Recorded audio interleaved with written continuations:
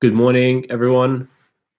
It's 24th of December, 2018, and we're here to give you our final AMA of 2018. We just want to make sure before we proceed that you can all hear us. Can you just write in the comments if you can hear us? To make sure we have our audio sorted out. We've got the right attitude already. Yeah. Somebody's asking when moon. Yeah. So it's all good. Yeah. Okay, that's good. So thank you for joining us. It's quite early in the morning in Europe, and still a working day in Asia. So we don't expect a lot of people to be joining us live on the video. But for the purpose of everyone who's going to be watching this back, we've prepared some questions for you. Well, actually, we've had quite a few questions come through, so we're going to answer those, and we'll just talk about the general progress of the project. So, how should you start? Do you want to talk about just general progress so far of Medicalchain, and then we can go into questions? Yeah. So obviously, 2018 was a very good year for Medicalchain. We had the successful ICO in February, which was a very good experience for us. It gave us a good boost and a good push. We managed to establish our offices. We employ 24 people now in the company as well across various offices.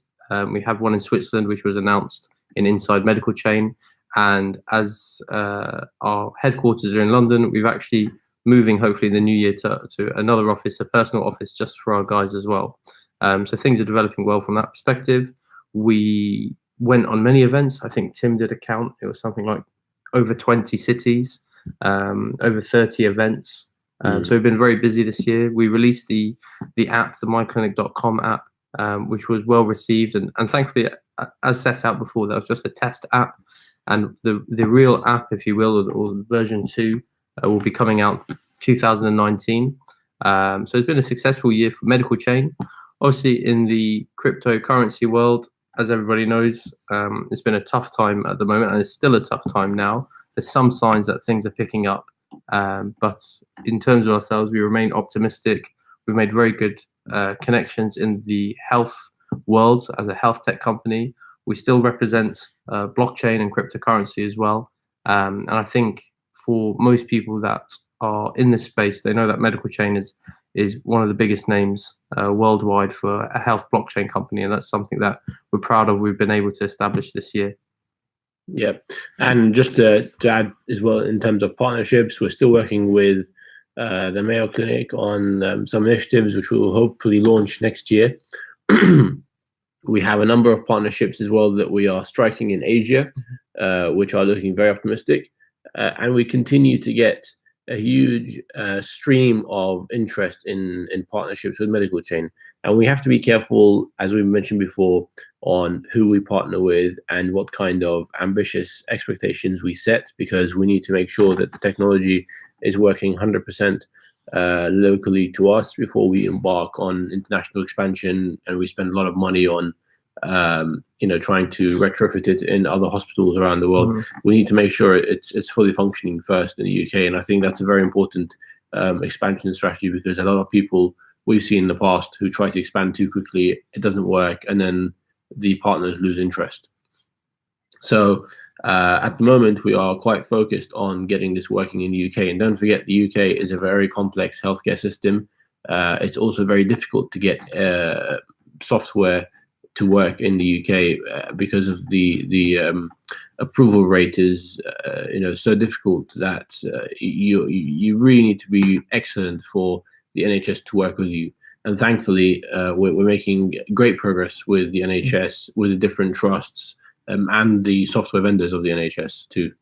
I think that's one of the. It depends which way you look at it, but the good or the bad side. But the good side of healthcare is because the standards are so high that the only companies that can operate in this space are those that clear a very, very high level or a very high boundary in terms of security and being robust and reliable. So that's something that we're engaged with all of these talks with different NHS trusts in the UK, as well as international healthcare companies in the Far East, and still working with Mayo Clinic on our joint working agreement, because we meet those standards and those requirements. So that's something that we hold ourselves to, because you can't be taken seriously if you are not in this space and make sure that you're trustworthy and reliable. So hopefully that's what we established in 2018. And as Mo says, and echoing what he says, in 2019, it's about establishing those partnerships going forward and rolling out the software that we've developed.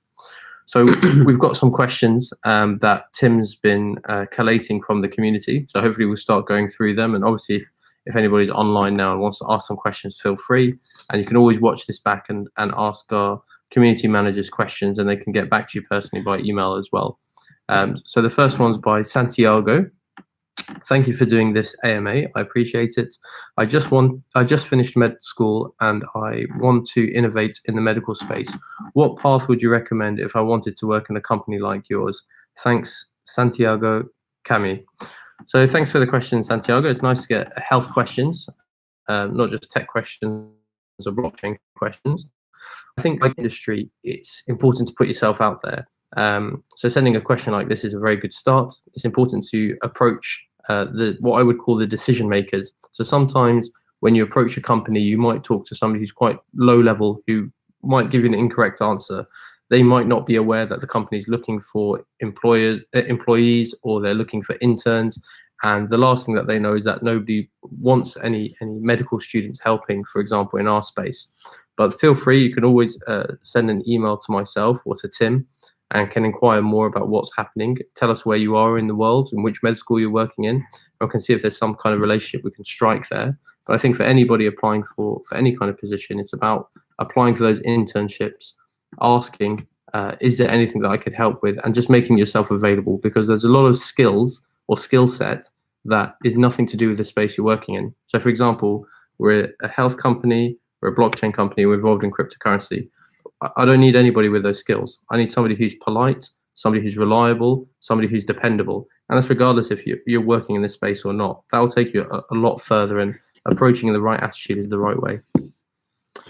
So we've got, is there anything you wanted to add? Or no, I think it's I think you've covered it well.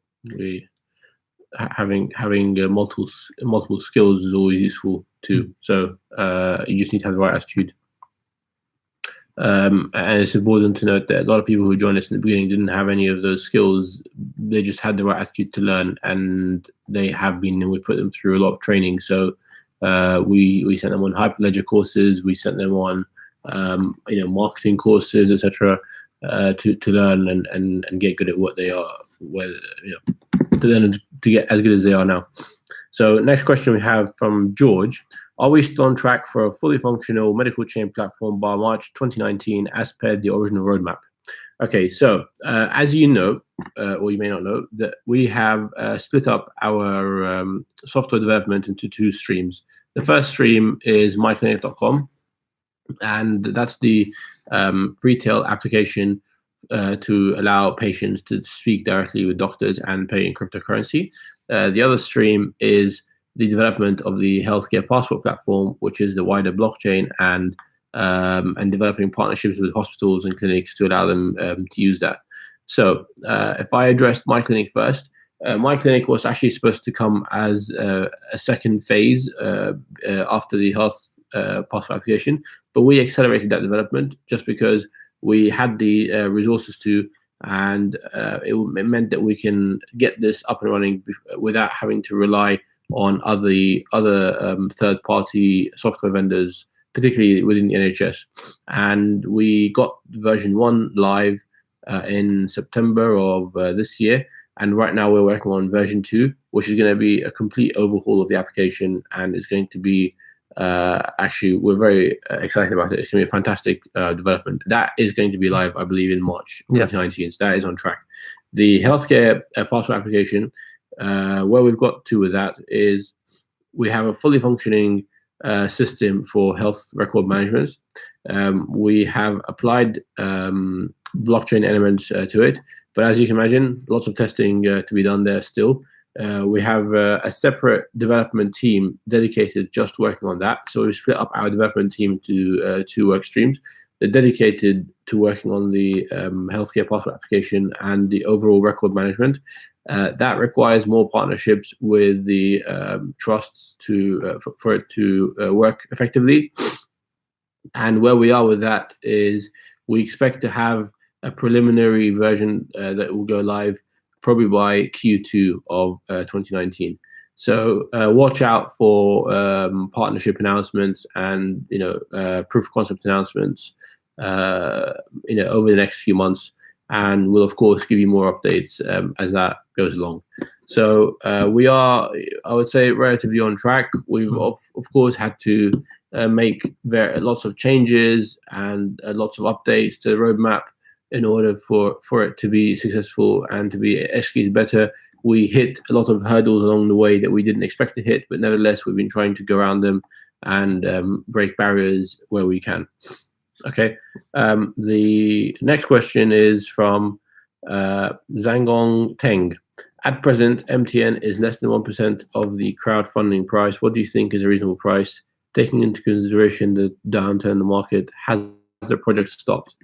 I'll address your second question first. As I mentioned, we are fully working on development, so the project has definitely not stopped. And actually, we realize that you probably asking this because a lot of projects have stopped in the industry because of the downturn in market price. That's not been the case with Medicalchain. Regardless of what our token price is, it doesn't affect our development progress. We have not really been impacted by a downturn in crypto because we converted a lot of our Bitcoin, Ethereum that we received at a very high level when it was $15,000 of Bitcoin and about $1,000 of Ethereum. So we have not really been affected by a downturn. We still have a very long runway available to us, thankfully. So we made some very good strategic decisions at the beginning of our ICO. Whereas we realize there are other projects that are continuously spending Bitcoin every day, and because of the value, they're unable to keep it sustainable. And in terms of addressing the price of MTN, well, I think we have seen all utility tokens across the board have dramatically gone down in price. So part of this is because of the lack of demand for utility tokens, and part of it has just been the Ethereum price, which most utility tokens track. Ethereum has crashed a lot. You have to remember, when we did our ICO, Ethereum was about $1,100, and today it's actually gone up to 140. But over the last week, it's gone down below 100. So these things are outside our control, and unfortunately, we are in a bear market right now in the crypto space. However, as we've mentioned before, we intend to find new solutions to convert our MTN tokens, all the MTN tokens in the ecosystem, into some kind of security tokens in the future. Now, we have been extensively looking at this. Unfortunately, the laws in any country are not very clear about that. And what we don't want to do right now is take steps into the unknown, find that we've made some big mistakes, impact the token holders, impact and put risks on the company itself. So we are actually in continuous discussions with our lawyers in Switzerland, because that's where we are registered. We're in continuous talks with our lawyers to try and find solutions to this. It might well be that at some point in the first half of next year, we will have a solution to this, and we hope that we can somehow recuperate the down turn of the price of MTN by making it up in other ways. But again, we can't make any promises right now because we don't know what the future holds, and unfortunately, regulators have been very slow to catch up with the necessary regulation required to make this happen for us. I mean, we're still big advocates of cryptocurrency, and of course our own med tokens as well. And you'll see that with all of our products and developments that will come out, there will always be a med token option there as a form of payment, because that's the premise of what we based our technology on. The idea that we do see cryptocurrency being the future of how people will pay for commodities and for services. So we'll always continue to promote that.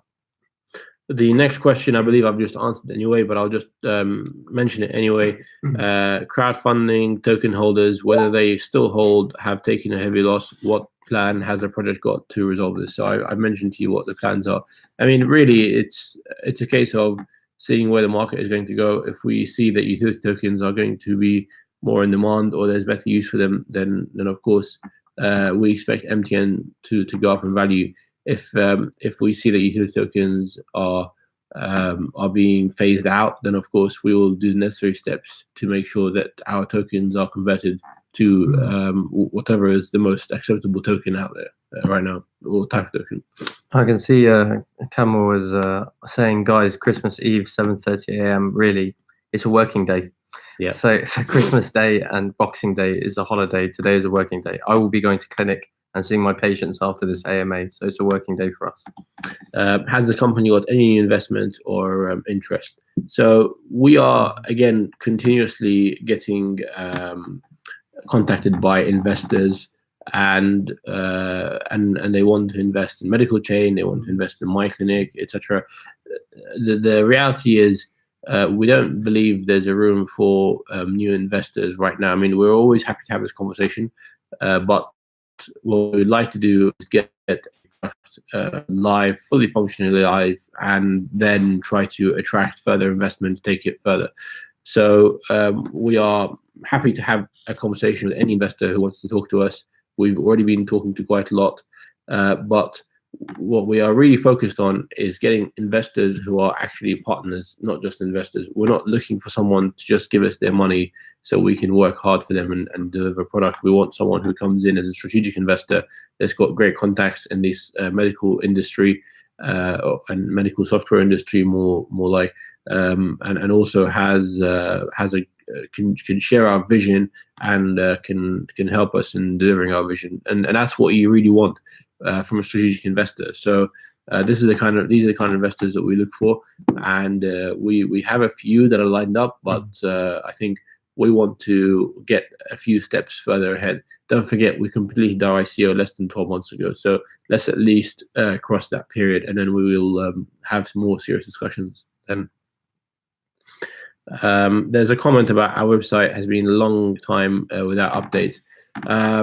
You're right, the Medicalchain website does need an update. We're actually we have already prepared a new version of the Medicalchain website, and we intend to launch that in 2019. We've also got our My Clinic website, which you know, have a look if you haven't seen it already. Next question is, the plan written in the white paper states that there will be promotion in China, Japan, Korea. What's the progress of this, and is this affected by regulatory issues?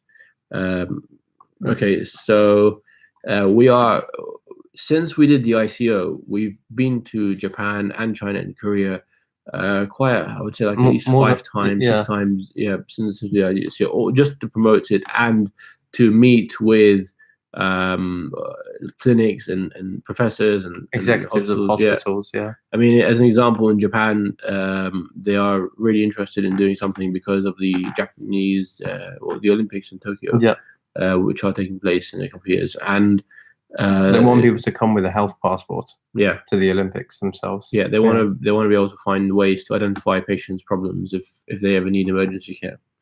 So that will, so yeah, to answer the question, we are talking to partners. We already did a partnership in Korea. We don't have a partnership in Japan yet, but we are working on one. We have a partnership in China already, and but the partnerships in China and Korea we did not announce because we don't have a realistic date of when they can go live. So we did not want to make any kind of over-promising of announcements that are not necessarily very material yet. We wanted to make sure there is more material and there's more background that we can give you, and specific cities, because what you want is to be able to go and try an application that we say we've partnered with a partner with, and we're going to launch. We want to tell you to go and try it out and test it, and right now we can't tell you to do that, so we haven't announced those dates, but we will announce them soon. By the way, I should say that this AMA is in English, but we have timed it to work in for Asians and for Europeans, and I appreciate for those watching who don't speak English.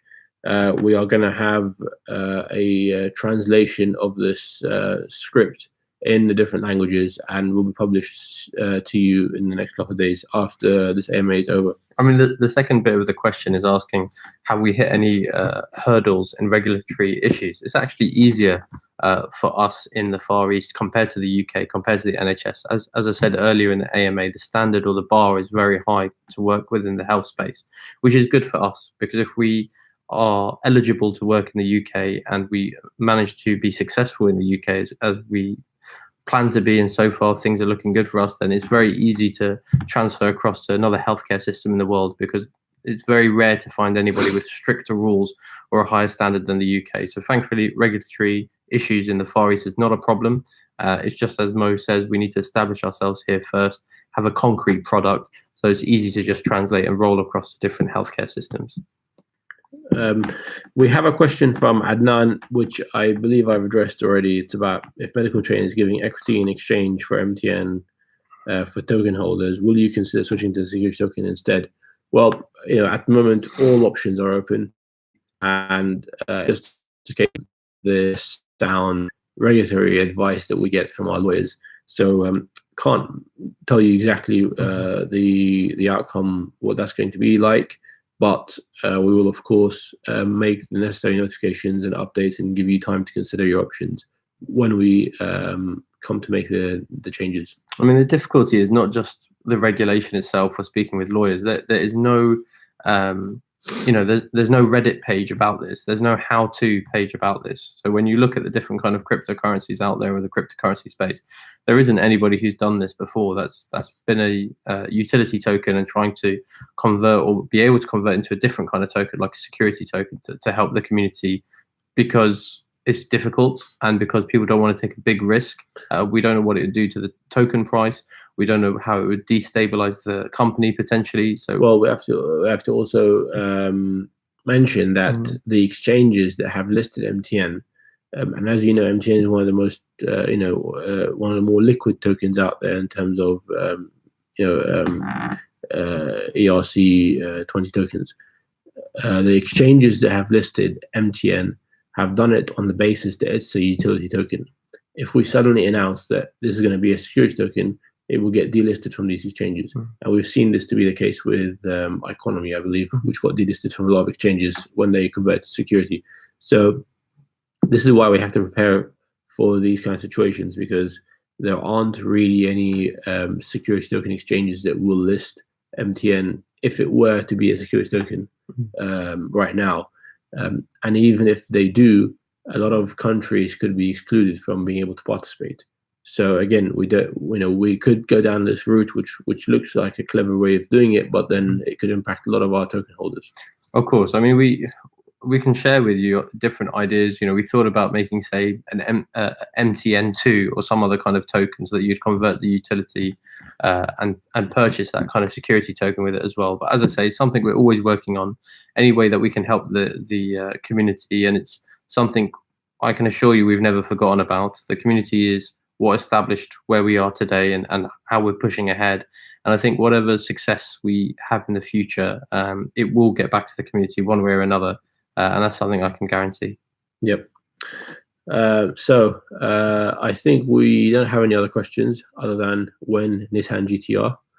And why Nissan? Why not Lambo? Why are you lowering your standards? Still Lambo. We'd like to take this opportunity to wish you all a Merry Christmas and Happy New Year.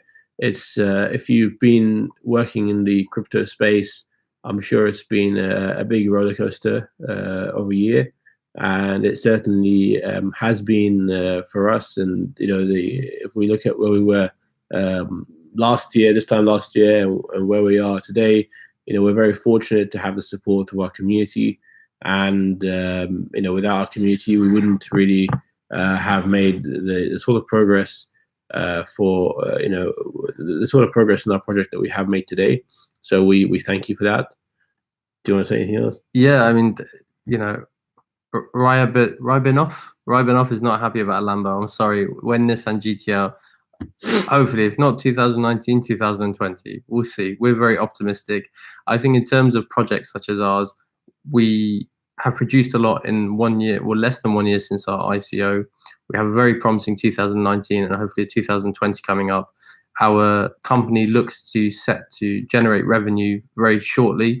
And when we start establishing that kind of model, we're only going to accelerate the progress of our company, build, expand, scale up, open in lots of different countries, especially the Far East, for example. So yeah, so Merry Christmas to everybody. Yeah. Happy New Year. Looking forward to the new year. I hope everybody's healthy and your families are healthy and look after each other. And we'll see you guys in the next AMA. Yep. Take care. Thank you very much. Bye-bye. Bye-bye.